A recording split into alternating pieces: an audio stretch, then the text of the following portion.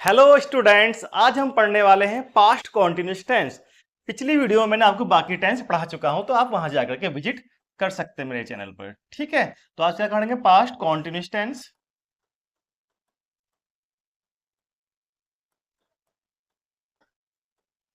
ठीक है, सबसे पहले जो बच्चों को दिक्कत आती है वो आती है कि हम पास्ट टेंस को पहचाने कैसे। तो हम पहले पहचान पे ही बात करते हैं। अगर इसकी पहचान जो होती है बेटा वो क्या होती है, हम वहां ध्यान देते हैं पहले। ये बिल्कुल हिंदी मीडियम बच्चे वालों के लिए है, बिल्कुल बेसिक से हम पढ़ा रहे हैं इसको, वरना हम बहुत फास्ट या इंग्लिश मीडियम पढ़ा सकते हैं। ठीक है, अक्सर क्या होता है, जो हमारे पास्ट कॉन्टिन्यूस टेंस होते हैं ना, उनके वाक्य के लास्ट में, यानी क्या, वाक्य के लास्ट में क्या आता है आपको देखोगे? रहा था, या फिर कह सकते हैं हम रही थी, या कह सकते हैं रहे थे। जैसा कि मैंने पिछली वीडियो में आपको बताया था, हम सेंटेंस पहचानते कैसे हैं। सपोज दैट मैंने यहां एक सेंटेंस लिखा, जैसे मैं लिखा वह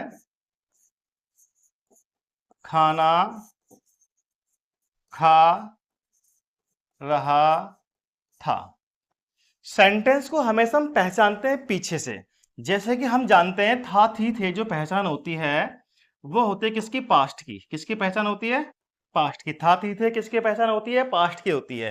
अब ये रहा रही रहे, रहा रही रहे, ये किसकी पहचान होती है? ये पहचान होती है किसकी? कॉन्टिन्यूस की। किसकी होती है? कॉन्टिन्यूस की। अगर आप इसको आप पढ़ेंगे तो कैसे पढ़ेंगे? पीछे से। मैंने क्या बताया, सेंटेंस को हमेशा पीछे से पढ़ते हैं पहचान के लिए। Past continuous, past continuous. बस आपको छोटा सा ये चीज ध्यान रखनी है, प्रेजेंट की पहचान होती है हूं, है। पास्ट की होती है था थी थे, और फ्यूचर की होती है गा गी गे। तो अब आप यहां पहचान जाएंगे कि ये तो पास्ट है, था देखते ही पता लगता है कि ये सेंटेंस हमारा पास्ट है। अब उसके अंदर आते हैं, क्या मिला हमें? रहा रही रहे। ये क्या हो गया? ये दर्शाते हैं प्रोग्रेस मोड, यानी काम जारी है, काम चल रहा है। तो हमें पता लगा ये कॉन्टिन्यूस है, तो क्या हो गया? Past continuous.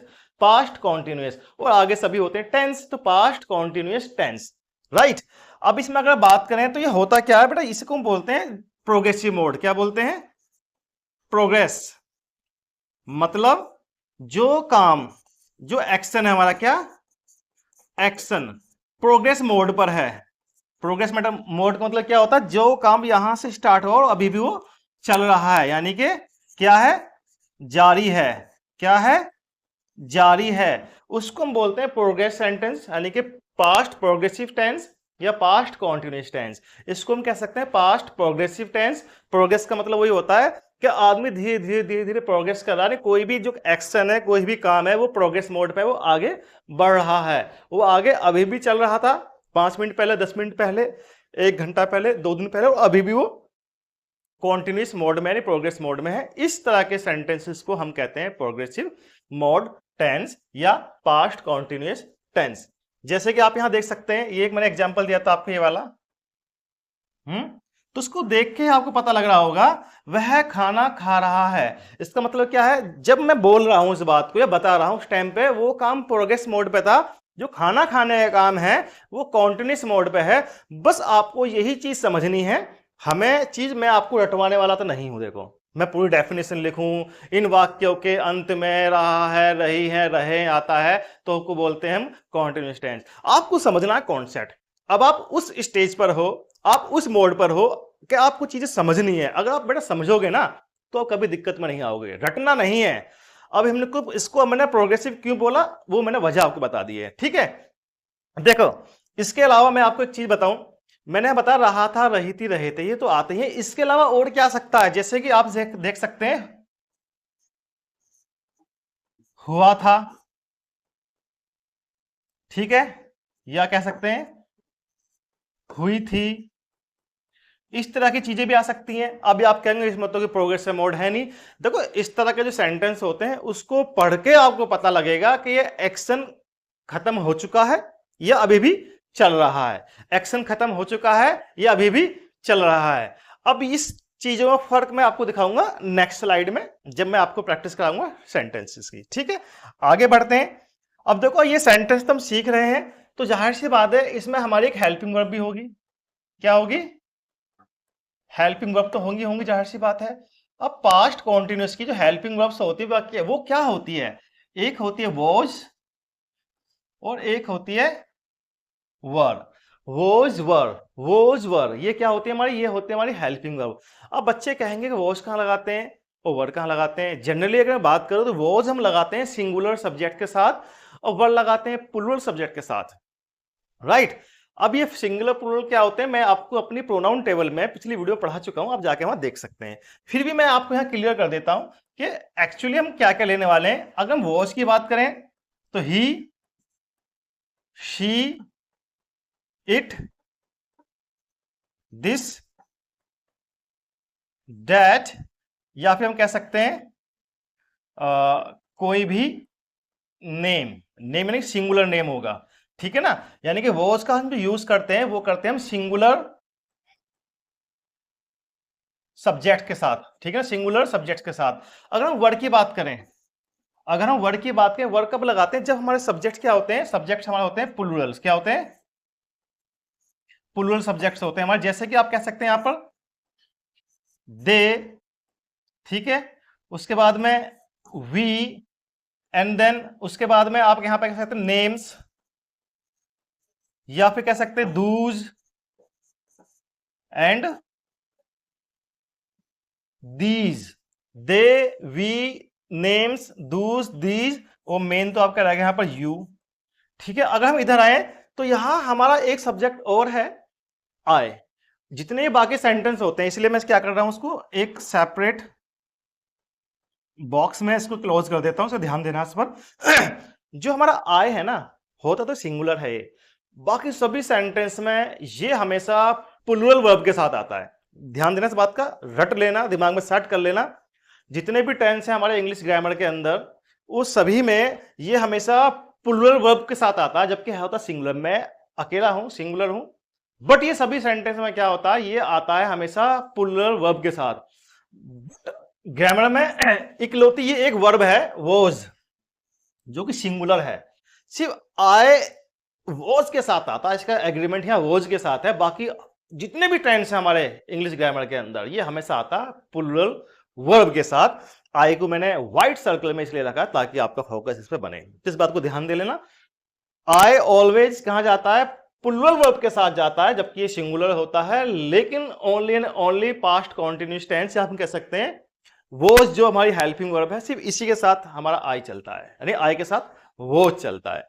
तो ये होगी आपकी क्या? हेल्पिंग वर्ब्स आपको कहां यूज करनी है, राइट? आगे बढ़ते हैं हम इसमें। अब देखो हम पढ़ेंगे इसका अफर्मेटिव सेंटेंस। जैसा कि हम पहले पढ़ा चुका हूं आपको, हम सभी सेंटेंस जितने भी हमारे, इनमें क्या होता है? चार पार्ट्स होते हैं, affirmative, negative and interrogative, first type, WH type. अगर देखा जाए तो टाइप से दो ही होते हैं, ये मैं आपको पढ़ा चुका हूं टाइप ऑफ सेंटेंसेस में। क्या? असर्टिव और इंटरोगेटिव। असर्टिव और इंटरोगेटिव। असर्टिव के टू पार्ट्स होते हैं, अफर्मेटिव और निगेटिव, अफर्मेटिव और निगेटिव। और इंटरोगेटिव के टू पार्ट्स होते हैं, इंटरोगेटिव यस नो टाइप और interrogative WH type. Interrogative yes no type और इंटरोगेटिव डब्ल्यूएच टाइप, राइट? तो बट मैं यहां पे क्या करता हूं, आपको इंडिविजुअल पार्ट समझाता हूं ताकि आप समझे। अभी अफर्मेटिव है, इसका एक रूल होगा, ओबियसली होगा। वो क्या होगा आप उसे देखते हैं। पहले आपको सबसे पहले लिखना सब्जेक्ट। सभी टेंस का जो सेंटेंस होते हैं, रूल ये तो सब्जेक्ट होता है। उसके बाद अगर हेल्पिंग वर्ब रिक्वायर है होती है तो हेल्पिंग वर्ब आएगी।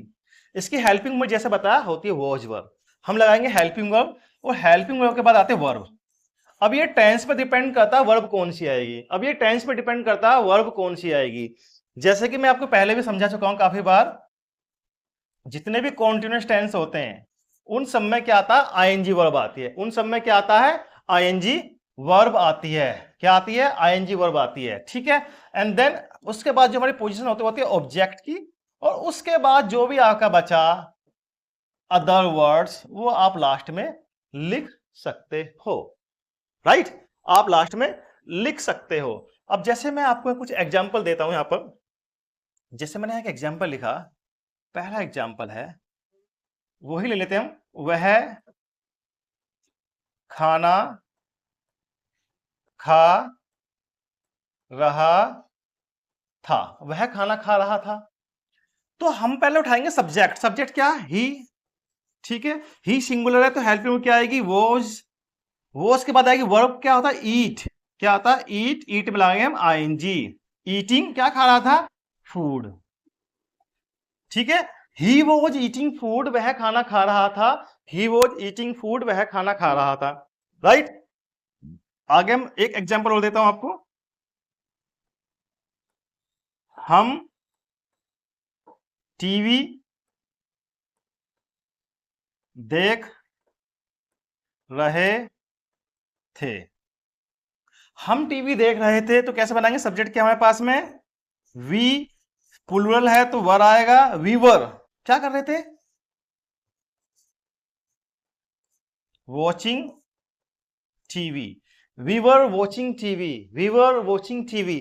कुछ एग्जांपल और लेते हैं हम। कुछ एग्जांपल लेने से पहले मैं आपको बताना चाहूंगा, हमारे पास ना कुछ टाइम एक्सप्रेशन वर्ड होते हैं। क्या होते हैं? टाइम एक्सप्रेशन वर्ड होते हैं जो हम यूज करते हैं। जैसे कि हम यहां देख सकते हैं, एक होता है एट दैट टाइम। क्या होता है? At that time. जब भी हम पास्ट की बात करें, डेट का यूज करेंगे कि हम पिछले बीते हुए समय की बात कर रहे हैं तो डेट में बन जाता है। ठीक है ना?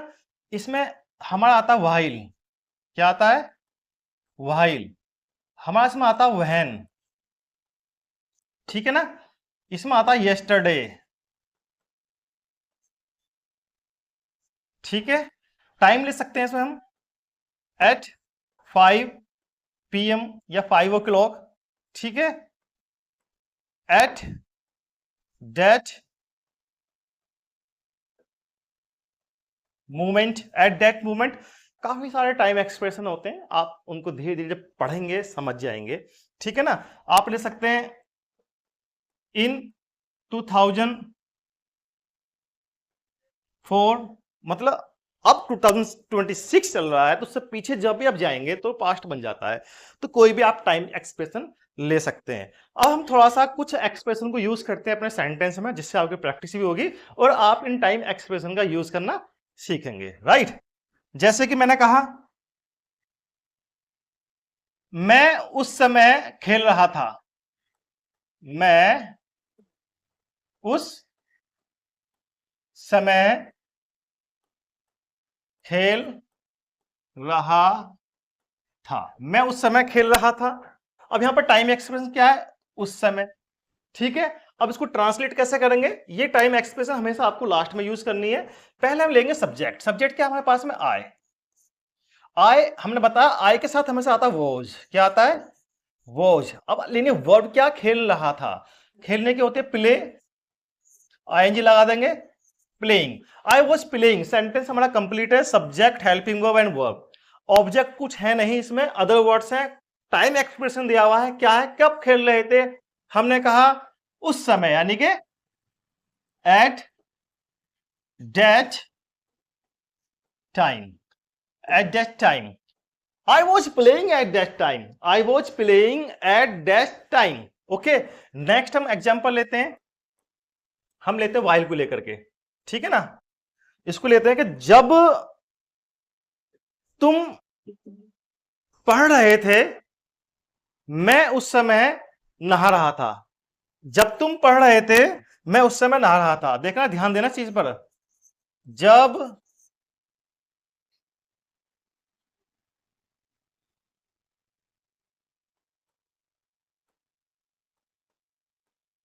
जब तुम पढ़ रहे थे, तब मैं नहा रहा था। जब तुम पढ़ रहे थे तब मैं नहा रहा था। अब इसको कहेंगे तो दो टेंस आगे। बेटा हमने यहाँ पर वाहिल का यूज मैं समझाने वाला हूं आपको। तो वाहिल का यूज समझने के लिए आपसे एक बात समझना। पहले मैं सेंटेंस ट्रांसलेट कर देता हूं। क्या? I was taking a bath. I was taking a bath while. You were क्या कर रहे थे, पढ़ रहे थे, तो क्या कह सकते हैं हम, रीडिंग तो अच्छा नहीं रहेगा, मैं इसके लिए यूज करता हूं क्या, स्टडिंग, के स्टडिंग होता है अध्ययन करना। ठीक है।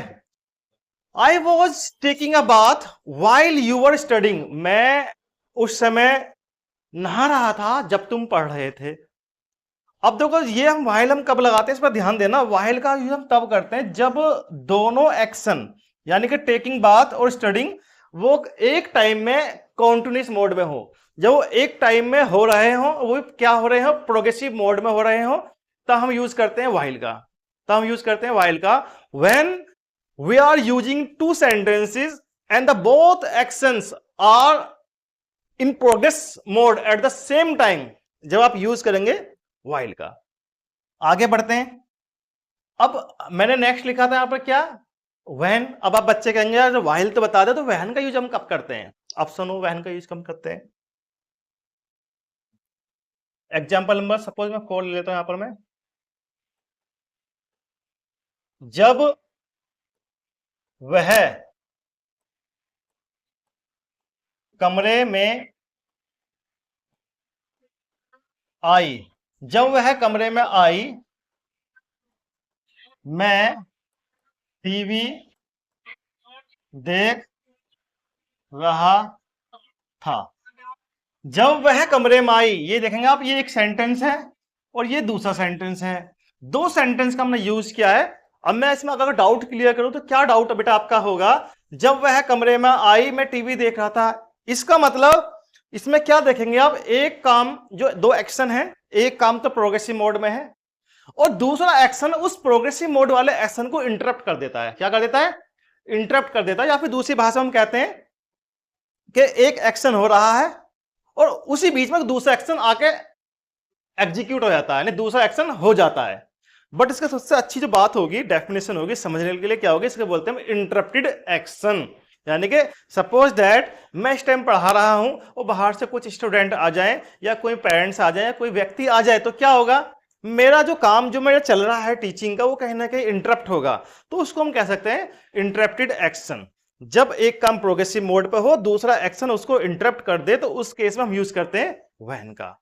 उस केस में हम किसका यूज करते हैं, व्हेन का। ठीक है। अब देखो कैसे इसको बनाएंगे सेंटेंस को हम, वह कमरे में आई तब मैं पढ़ रहा था, मेन काम जो क्या था, मेरे पढ़ने का हो रहा था। जो इंटरप्टेड एक्शन उसको बाद में लेकर आएंगे, पहले हम लेंगे जो काम मेन मुख्य काम था, वो क्या था, मेरा टीवी देखने का, बड़े मजे से टीवी देख रहा था मैं तो। ठीक है। तो क्या बोलूंगा मैं, I was watching TV. I was watching TV कब, व्हेन वह कमरे में आई, शी केम, मैं उसको हटाता हूं, इनटू द रूम। ठीक है ना। I was watching TV when she came into the room, यानी कि मैं टीवी देख रहा था जब वो कमरे में आई। तो उसमें क्या होता है, एक टेंस जो हमारा कॉन्टिन्यूस मोड में है वो तो बनता है यहां पर, फिर हम व्हेन से कनेक्ट कर देते हैं किसको, पास्ट इंडेफिनिट टेंस को, यानी कि जिसका आने का तो एक्शन खत्म हो गया ना, वो प्रोग्रेसिव मोड में नहीं है, तो बनता हमारा पास्ट इंडेफिनिट टेंस में, राइट। और यहां हमने एक लिया प्रोग्रेसिव मोड में। अगर आप कहोगे या अगर हम वहन स्टार्टिंग में लगाएं, तो अगर आप वहन स्टार्टिंग में लगाओगे तो वहन के साथ हमें चलेगा पास्ट इंडेफिनिट टेंस, वहन के साथ हमें चलेगा पास्ट इंडेफिनिट टेंस। तो आप इसको ऐसे भी बना सकते हो, ध्यान देना, व्हेन शी अराइव्ड या came into the room, when she came into the room, फिर हम इसको कोमा लगाएंगे। अब मैं क्या कर रहा था, आई वॉज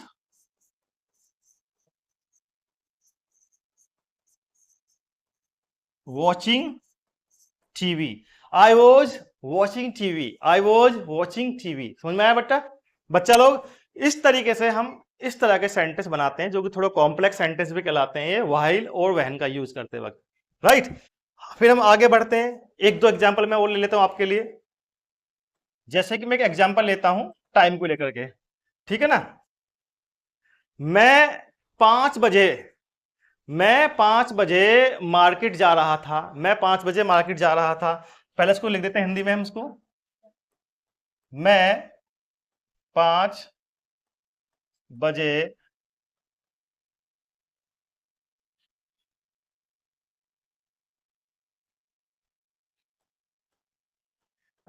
मार्केट जा रहा था। मैं 5 बजे मार्केट जा रहा था, कैसे बनाएंगे इसको हम? I was going to market at 5 o'clock। तो ये क्या हमारे पास एट 5 o'clock, ये टाइम एक्सप्रेशन है पास्ट की, जो टाइम निकल चुका है। ठीक है, तो ये बच्चा लोग, ये था आपका अफर्मेटिव टेंस यानी पॉजिटिव टेंस, जहां हम काम के होने का बताया जा रहे थे। अब हम आगे बढ़ते हैं। आगे हम सीखेंगे निगेटिव यानी कि नकारात्मक सेंटेंस। राइट।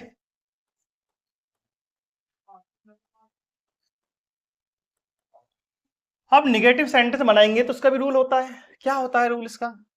जैसा सबका होता है सेम रूल इसका भी होता है। सिर्फ बदलता क्या है? सिर्फ बदलता हेल्पिंग वर्ब और वर्ब अकॉर्डिंग टू टेंस और time.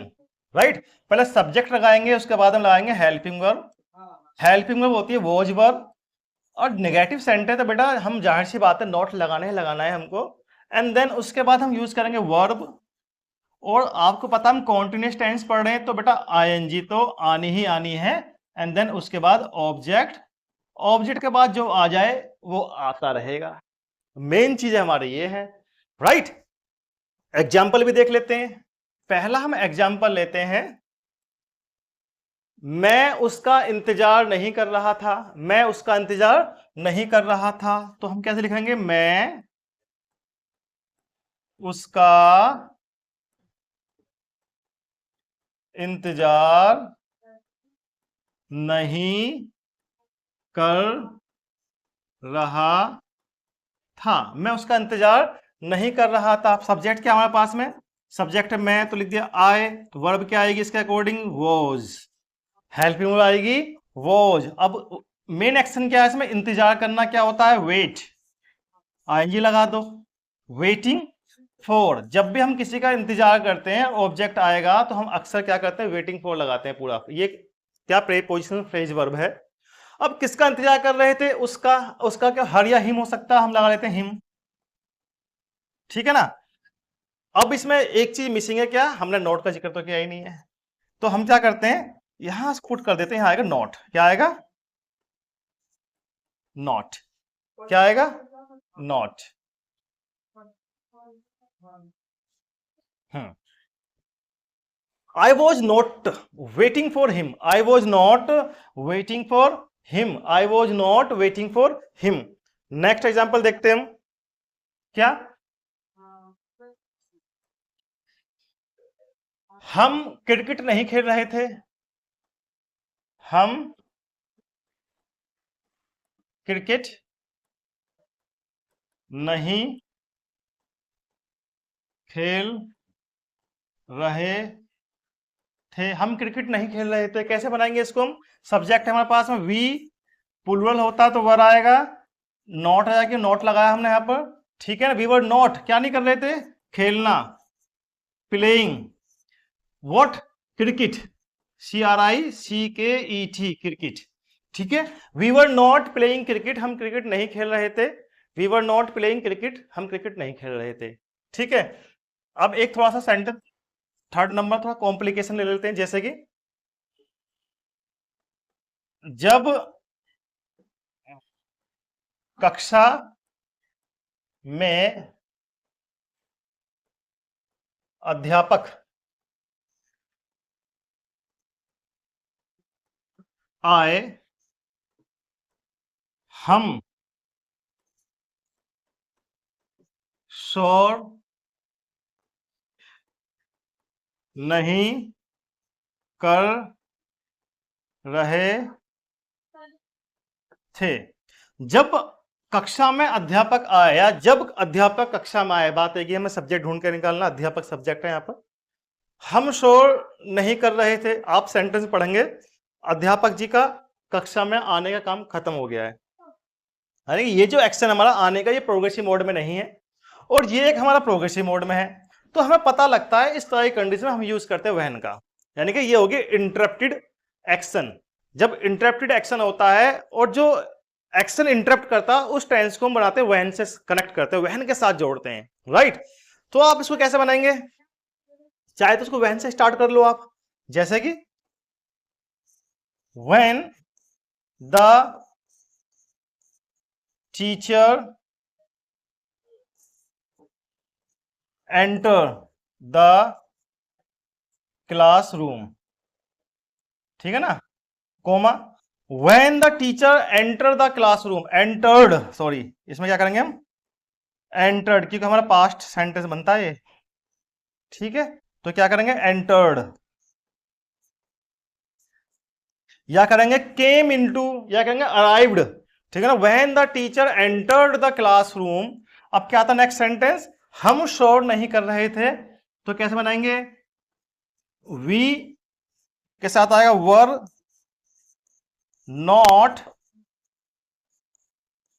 Making a noise. When the teacher entered the classroom, we were not making a noise. When the teacher arrived the classroom, we were not making a noise. When the teacher came into the room, we were not making a noise. तो ये sentence हमारा इस तरह से बनेगा। आप क्या कर सकते हो, कॉन्टिन्यूअस टेंस पहले भी ला सकते हो, यानी कि इसको आप पहले रख सकते हो और इसको when से जोड़ सकते हो, जैसे कि we were not making a noise when the teacher entered the classroom. समझा बच्चों, आई होप आप समझ के होंगे। अगर आपको ये वीडियो अच्छी लग रही है तो कृपया अपने दोस्तों को शेयर कीजिएगा जो रियली इंग्लिश सीखना चाहते हैं, और वीडियो को लाइक भी करना और इसको शेयर भी करना। अगर आपने चैनल को अभी मोनेटाइज नहीं किया है, सॉरी सब्सक्राइब नहीं किया है, तो आप इसको सब्सक्राइब भी कर सकते हैं, राइट। अब हम पढ़ेंगे क्या, इंटेरोगेटिव। क्या पढ़ने वाले हम, इंटेरोगेटिव।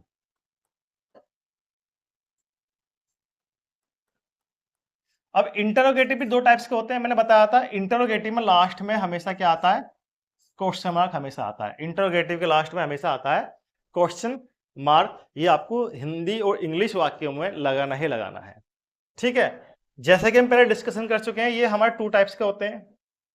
हर वीडियो में समझाने की कोशिश करता हूं, तो जो बच्चे मेरे को कॉन्टिन्यूसली देख रहे हैं, फॉलो कर रहे हैं, उनको तो समझ में आ भी गया होगा। अगर आप भी देखेंगे तो आपको चीजें दिमाग में सेट हो जाए, होने वाली है।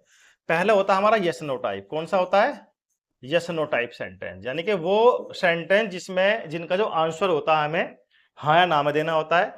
और सेकंड होता है हमारा डब्ल्यू एस टाइप। क्या होता है, डब्ल्यू एस टाइप, यानी जिनमें क्वेश्चन वर्ड आते हैं जिनका आंसर हमें हाँ या ना में नहीं देना होता है, उसके लिए हमें पूरी एक स्टेटमेंट देना होता है, फुल उसको एक्सप्लेन करना होता है, राइट।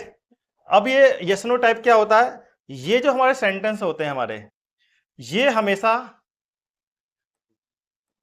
क्या से शुरू होते हैं, ठीक है ना। जब हम हिंदी की बात करते हैं तो ये हमेशा क्या से शुरू होते हैं, ये हमेशा क्या से शुरू होते हैं,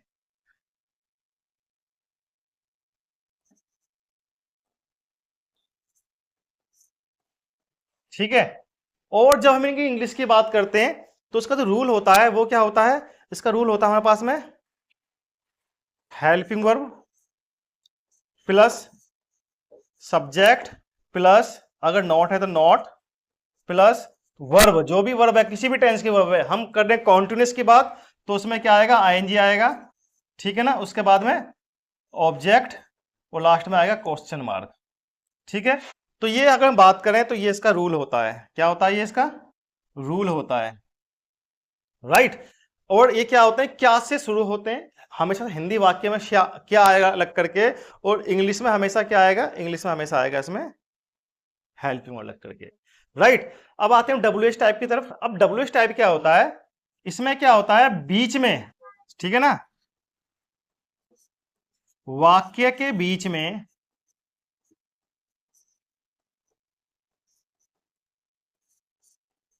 प्रश्नवाचक शब्द। अब प्रश्न शब्द क्या होते हैं, जैसे कब, कौन, कहां,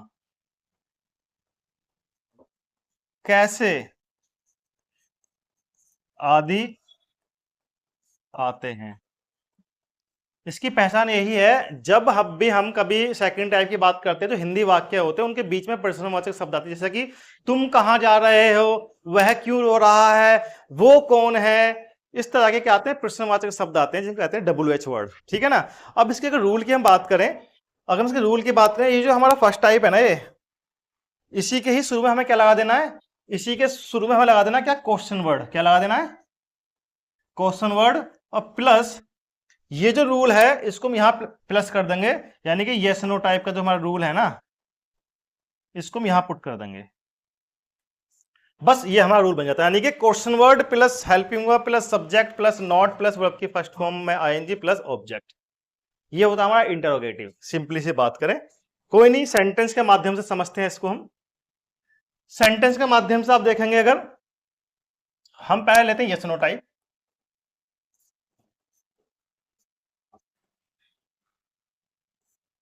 ठीक है, पहला एग्जांपल लेते हैं, क्या वह रो रहा था, क्या वह रो रहा था, लास्ट में है क्वेश्चन वर्ड। इस वीडियो के लास्ट में मैं कुछ आपको मिसलेनियस सेंटेंस समझाऊंगा जो कि अक्सर ग्रामर क्लास में नहीं देखने को मिलते हैं, तो चलिए लास्ट तक वीडियो में बने रहना। ठीक क्या वह रो रहा था, तो कैसे बनेगा ये सेंटेंस, वह सिंगुलर हमारे पास में, तो हम लगाएंगे वॉज। सब्जेक्ट हो गया ही, वर्ब आ गया क्या, रोने के होते क्राई, आईएनजी लगा दो क्राइंग, कुछ नहीं बचा, question mark. Was he crying, क्या वह रो रहा था, was he crying. Next example देखते हैं हम,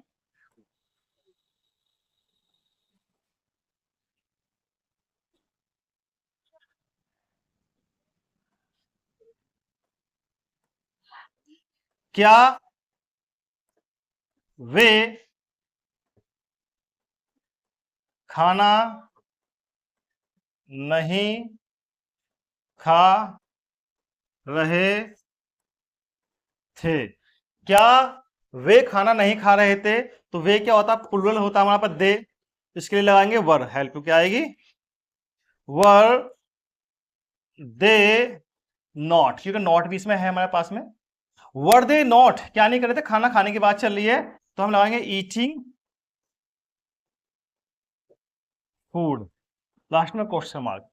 वर दे नॉट ईटिंग फूड, क्या वह खाना नहीं खा रहे थे, वर दे नॉट ईटिंग फूड, क्या वह खाना नहीं खा रहे थे। ठीक है, ये हमारा क्या आता है, यस नो टाइप का हमारे एग्जाम्पल थे।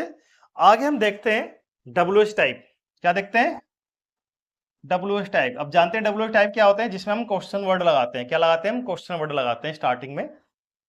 मैंने उसमें पिछली बार रूल नहीं लिखा था, तो मैं यहाँ लिख देता हूं ताकि आप कुछ बच्चे कंफ्यूज होंगे क्या रूल होता है। मैंने बताया था जो हमारा यस नो टाइप सेंटेंस होता है ना, उसी का हम इसमें बस क्या कर देते हैं, क्वेश्चन वर्ड ऐड कर देते हैं। अगर मैं यस नो टाइप का रूल लिखूं, किसका, यस नो टाइप का क्या आता है हमारे पास में, helping verb plus subject plus not, अगर नॉट है तो उसके बाद वर्ब प्लस आईएनजी और प्लस ऑब्जेक्ट, लास्ट में क्वेश्चन मार्क। ये है किसका, यस नो टाइप का रूल। ये किसका है, यस नो टाइप का रूल। बट इसे मुझे करना है WH टाइप, तो मैं सिर्फ क्या करूंगा, इसमें क्वेश्चन वर्ड को हमें ऐड कर दूंगा, क्वेश्चन वर्ड क्या कर दूंगा, ऐड कर दूंगा। तो ये क्या बन जाएगा, ये बन जाएगा मेरा WH टाइप। समझ में आया ना, सिंपल सी बात है। आपको यस नो टाइप का रूल सेट करना दिमाग में। आप जब WH टाइप बनाएंगे, आपको सिर्फ स्टार्टिंग में क्या कर देना है, क्वेश्चन वर्ड को ऐड कर देना है। क्या कर देना है, क्वेश्चन वर्ड को ऐड कर देना है। कुछ एग्जाम्पल हम देख लेते हैं यहां पर। एग्जाम्पल नंबर 1, ठीक है, तुम यहां क्यों नहीं आ रहे थे, तुम यहां क्यों नहीं आ रहे थे, तुम यहां क्यों नहीं आ रहे थे, तुम यहां क्यों नहीं आ रहे थे।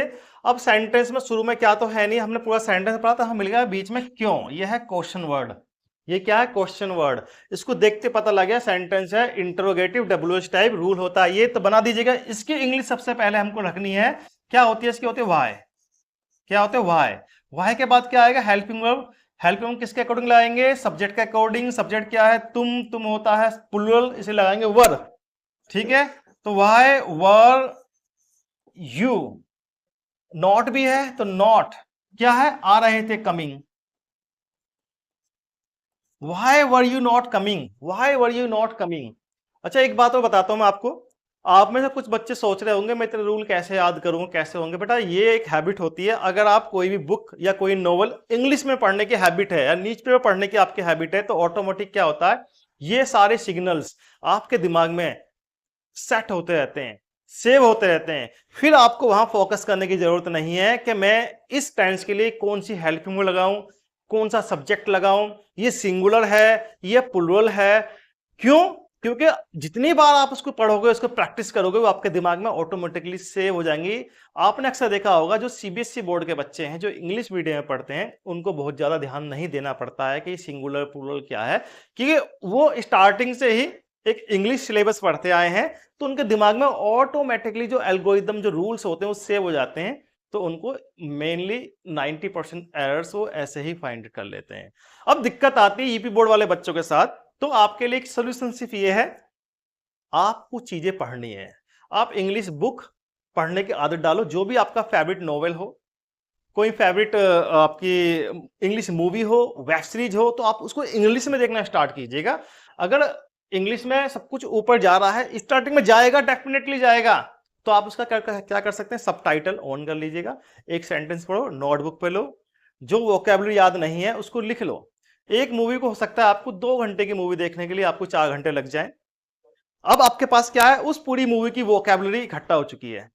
अब उस वोकैबुलरी को जब आपके पास भंडार आ जाएगा, तो it means now you are stronger than earlier, right. अब आपको क्या करना है, वो मूवी दोबारा देखनी है। अब आपको कुछ सेंटेंस ऑलरेडी क्लियर होने लगे। क्यों? मूवी में क्या होता है, इमोशंस होते हैं, विजुअल्स होते हैं, लिसनिंग होती है, और आप उसको शैडोइंग भी कर सकते हैं। शैडोइंग क्या होती है, जो वो चीज बोल रहा है आप उसको सेम एज इट इज उसी टोन में रिपीट करें। इससे आपका स्पोकन भी क्लियर होगा और अंडरस्टैंडिंग भी क्लियर होगी, राइट। तो this is the most important method to learn English, spoken and grammar also. तो ऑटोमेटिकली आपकी काफी सारी चीजें ठीक होना स्टार्ट हो जाएंगी। तो आपको एक्सक्यूज नहीं बनाने कि मुझे इंग्लिश कैसे सीखनी है। इंग्लिश सीखने के माध्यम बहुत सारे हैं। अगर फिर भी आपको कोई डाउट क्लियर होता है तो कमेंट बॉक्स में पूछ लेना, मैं आपको वो सारे डाउट्स क्लियर कर दूंगा, राइट। आगे आते हैं, अपने सेंटेंस में बैक आते हैं यहाँ पर, ठीक है।